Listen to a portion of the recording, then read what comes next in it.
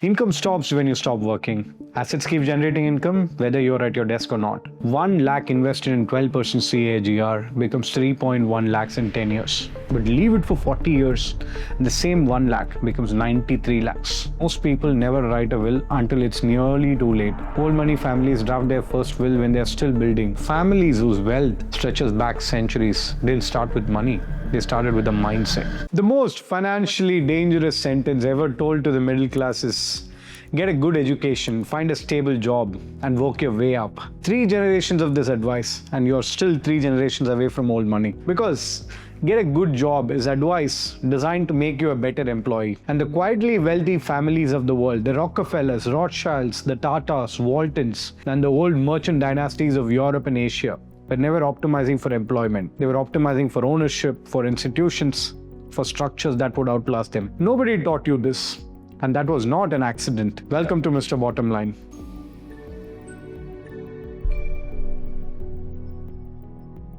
Today's video is the longest and probably the most important I've made. We are going to go through 8 specific pillars of how the world's generationally wealthy families think about money. And at the end, I'm going to give you a practical roadmap to start adopting these frameworks, regardless of where you started.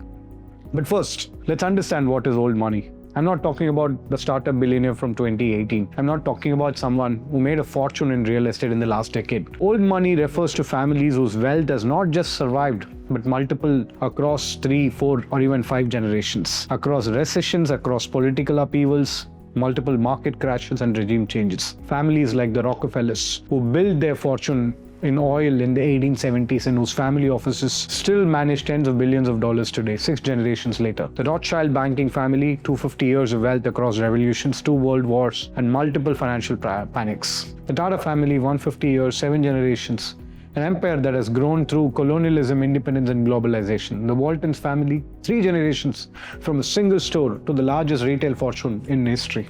Behind every one of these families is not just luck, not just business acumen, but a specific operating system, a way of thinking about money, time, risk, relationships, and legacy that is fundamentally different from the middle-class financial psychologies most of us were raised with. Let's go through each one of the pillars. The first and the most important pillar of old money mindset is the time horizon. Most people think about money in very short cycles. Monthly bills, annual bonuses, maybe a 5-year plan. That is the financial psychology of an employed class. And it is structurally designed to keep you inside that particular system. The paycheck cycle, the annual raise, the equated monthly installment, all of these train you to think in short units of time. Old money families operate on a completely different time axis. When Jamshedji Tata planned the steel plant at Jamshedpur in 1890s, he would not live to see it built. He died in 1904. The plant opened in 1907. He planted a tree he would never sit under. Andrew Carnegie did the same. Spending the last 2 decades of his life giving away a fortune, he spent the first half building, establishing libraries and institutions designed to outlast him by centuries. Both men understood the most powerful financial decisions are the ones whose payoff arrives long after you're gone. Think about what compound interest looks like on a long enough time horizon. 1 lakh invested in 12% CAGR becomes 3.1 lakhs in 10 years. But leave it for 40 years and the same 1 lakh becomes 93 lakhs. Same money, same rate.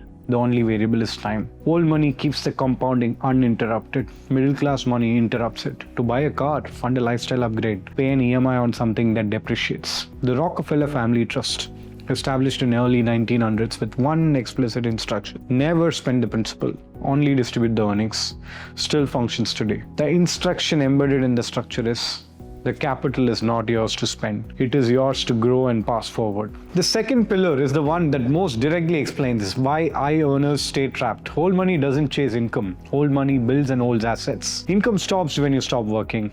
Assets keep generating income whether you're at your desk or not. The middle class aspiration is the stable career, the good salary, the pension, the secure employer. And for survival, this made sense in previous generations. But the stable career is the ultimate income dependency, your entire financial existence tied to a single institution, a single source of income. Old money families don't talk about their salaries at their dinner tables. They talk about what they own. The Rockefellers family's wealth didn't endure because John D. Rockefeller was a great employee. It endured because of the assets. the land holdings, the trust, the stake in businesses, built to generate income independent of any individual's labor. The family acquired large swaths of land when it was considered unremarkable. The land now generates passive income that no salary could ever replicate. Now consider two people, person A, high earning professional, a surgeon, a lawyer, or a senior executive, making significant income every year.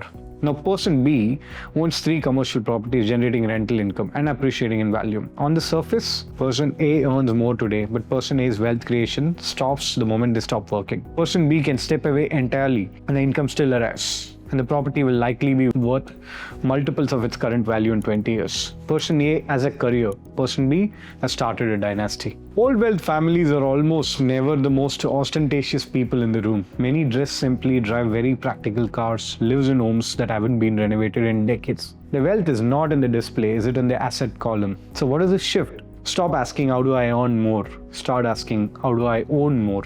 Pillar number 3, education as a power system, not as a certificate. Old money does not actually revere formal education the way the middle class does. And this is deeply counterintuitive because we have built an entire cultural machine around the elite university pipeline. Here's the distinction. The Ivy League to investment bank pipeline is optimized for employment. Old money is optimized on the other side for ownership. Those two goals require entirely different educations. The middle class treats education as certification. The degree signals to employers that you are qualified to work for them. Old money treats education as a power system. They educate their children to understand how the world actually operates, how the capital flows, how legal structures protect wealth, how to read a balance sheet not as an accounting exercise but as a map of power, how to negotiate without flinching. In old money families, children grow up hearing the language of money at the dinner table. No textbook definitions, real conversations. Why a deal was structured through a holding company. Why a family's land was held in a trust rather than individual names. What is the difference between equity and debt? These conversations happen naturally and constantly because the children are surrounded by adults who live this language every day. Old money also has a very specific relationship with failure because their financial survival doesn't depend on any single venture. They can afford to let their children lose money in controlled environments and learn from it. Middle class families, on the other side, often terrified that a failure will derail the family's prospect, tend to overprotect. Old money families tend to say, you lost the money? Good. What exactly did you learn? The education from a failed business at 24 is worth more than any MBA can buy. Pillar number 4, the network is the ecosystem. Old money families don't just have networks, they have ecosystems. Multi-generational webs of relationships across industries, institutions, and geographies that function as permanent competitive infrastructure. The Rothschild family's dominance in Europe in banking for almost 2 centuries was not purely a function of capital, it was a function of network. 5 brothers placed in 5 different cities: London, Frankfurt, Paris, Vienna, Naples, each one feeding the other information about political events, currency movements, and sovereign debts. The information asymmetry that they maintained through their family trust was their single biggest asset. Capital followed the network, not the other way around. When old money places a child in a particular school, a particular board position, a particular institution, they're not primarily making an educational decision, they're making a network investment. The person sitting next to their child today may be a policymaker in 15 years or running a sovereign wealth fund in 20. The quality of advisors also matter enormously here too. Old money families don't just find a lawyer or an accountant at random. They have family advisors who know every trust structure and asset for at least 3 generations, people with a relationship and a reputation on the line. The quality of decisions made with that kind of advisory infrastructure is categorically very different. So what is the shift? Begin treating your professional relationship as long-term assets that require consistent and consistent investment. Give value before you ask for anything. Start building relationships with people who you think in the time horizons you want to think in. Pillar number 5, debt as a lever, not as a trap. Most people have been taught one thing about debt, that it is bad, avoid it, pay it off. And for consumer debt, personal loans, credit cards, car EMIs, this is absolutely right. But the world's old wealth families have a completely different philosophy on debt. They use it as a lever for wealth amplification, not to consume, but to acquire. The distinction: bad debt buys things that depreciate, good debt buys assets that outperform the cost of the debt. The Rockefeller empire was not built purely from profits. Carnegie borrowed to expand steel capacity when competitors were pulling back. The Walton's family used leveraged real estate and supplier credit to build an empire that couldn't have been funded by just retained earnings alone. Old money also has a very counterintuitive relationship with risk. Middle class thinks risk as something to avoid entirely. Old money sees risk as something to manage, understand, and selectively embrace because they have the time horizon, the diversification, and the financial resilience to absorb losses that would be catastrophic for someone with a single income stream. You can't play an asymmetric risk if one bad bet means you miss the next month's mortgage. But if you have built diversified assets over years, you can swing at high reward opportunities knowing that a single loss won't destroy you. Pillar number 6, emotional discipline, the invisible superpower. There's one pillar that underpins everything else, and it's the one that nobody ever discusses. Emotional discipline around money. This is the most significant and consistent difference between families that build generational wealth and those that don't. It is not intelligence, it is not timing. The ability to remove emotion from financial decision making and make rational, patient, long-term choices even when everything around you is screaming to do the opposite. Think about the great market crashes, 1929, 2000, 2008, 2020. Every time the emotional response of millions of investors was to sell, panic, and exit. And that emotional response turned a temporary paper loss into a permanent real loss. Because those who sold at the bottom missed the recovery entirely. The S&P 500 crashed 57% between 2007 and 2009.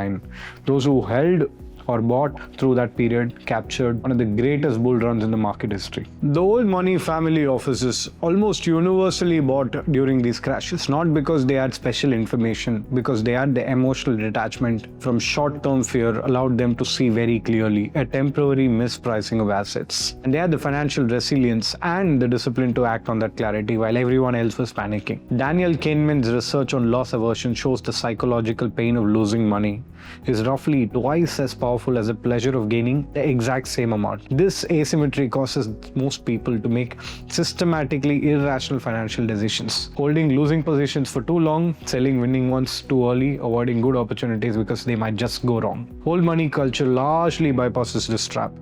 When you don't need the money to survive, you can think very clearly about what that money should actually do. So what is the shift? Start delaying major financial decisions by at least 48 hours. Build a financial cushion large enough to reduce the anxiety that drives bad decisions. The goal is to make decisions from a position of calm, not from a position of fear. Pillar number 7, legacy architecture. Systems that outlive them. Old money doesn't just think very differently, they build differently too. Specifically, they build legal and financial structures designed to transfer and protect wealth across generations. The most powerful of this is a family trust, a legal entity that holds assets for the benefit of the named beneficiaries, managed by a trustee according to the founder's instruction. Terms can specify minimum ages for distribution, conditions for access, and requirements around financial literacy. So wealth transfer with instructions attached. The Rockefeller Family Trust is the gold standard. Established in 1900s, it has carried the family's wealth across 6 generations with one core principle intact: never spend the principal. The family has distributed earnings, built the institutions, and grown the corpus, but the base capital completely untouched. The Tata families took this even further. The Tata Trust owns 66% of Tata's sons. No individual family member personally owns the majority stake. The wealth is fully institutionalized. It exists in a structure explicitly designed to be permanent, purposeful, and protected from the consumption impulses of any particular generation. And beyond trusts, sophisticated old money families also use business entity separation. Now what it means, old money never commingles family wealth with business risk. Businesses are held in limited liability structures. If a venture fails, it fails inside that particular entities. The family's core wealth is untouched. Will and succession planning. Most people never write a will until it's nearly too late. Old money families draft their first will when they're still building. They update it regularly. They have explicit conversations with their children about what they will inherit, under what condition, and what is expected of them in return. And family offices. At sufficient scale, old money creates a dedicated institution to manage the family's wealth, investments, and philanthropy across generations. The family office is the operating system of the generational wealth. Pillar number 8, steward. Do not own. This is the last pillar and the most profound, not a strategy, not a structure, a philosophical reframe of what it means to have wealth. Middle class culture sees wealth as a personal possession. The money is mine, I earned it. What can I get with this? This is completely understandable and completely incompatible with generational wealth. Old money families almost universally see themselves as stewards of their wealth. They are not owners. The wealth isn't theirs to consume. They are temporarily the caretakers of something much larger than themselves. Their job is not to enjoy the wealth and pass down whatever that is left. Their job is to grow the wealth, protect it, and pass down a larger, better structured version to their children, who will then be the stewards for the next generation. Andrew Carnegie articulated this very well in what he called as the gospel of wealth. A rich man who dies rich dies disgraced. His obligation was not to accumulate, it was to steward capital protectively for the benefit of the society. He gave away 90% of his fortune, funding 2,500 public libraries and countless institutions that still exist today. Warren Buffett and Bill Gates have made the same argument in our era through the giving pledge. The underlying philosophy is identical. We are not owners, we are just temporary managers. Now contrast this with the Vanderbilts, arguably the most instructive cautionary tale in the wealth history. Cornelius Vanderbilt built one of the greatest fortunes in the 19th century America. His heirs, who did not share his stewardship mentality, were extravagant consumers, mansions, parties, conspicuous wealth at every level. Within 2 generations, much of the fortune is gone. By 1970, Vanderbilt family reunion reportedly did not include a single millionaire among 40 plus attendees. 50 years. That's how long an enormous fortune lasted without a stewardship mindset. You don't need to be old money to think like old money. The mindset is transferable. It just requires deliberate, intentional practice, especially if you're raised in an environment that taught you the opposite. So this week, write a will if you don't have one. This is the minimum viable estate plan. List all your assets and debt. Categorize your debts, consuming or investing. Identify one financial decision you can make on a 25-year time horizon. One, just one. In this quarter, consult a lawyer or a financial advisor about the right trust or the holding structure for your situation. Begin separating your business finances from personal finances with proper legal entities if you haven't already done it. Have one money conversation with your family about assets, about what you own, what you want to build that you've been avoiding. And this year, if you have children, start the dinner table money conversations, not saving rules. Concepts: what is an asset, what is a liability, why the family owns what it owns. Identify one long-term advisor, a lawyer, accountant, or a wealth manager, and begin building a relationship based on full disclosure of your financial pictures. The families whose wealth stretches back centuries didn't start with money. They started with a mindset, and then they built the money around it. You can do the same, maybe not in your lifetime, maybe not in your children's lifetime, but you can be the one who plants the tree. This is Mr. Bottomline. See you next week.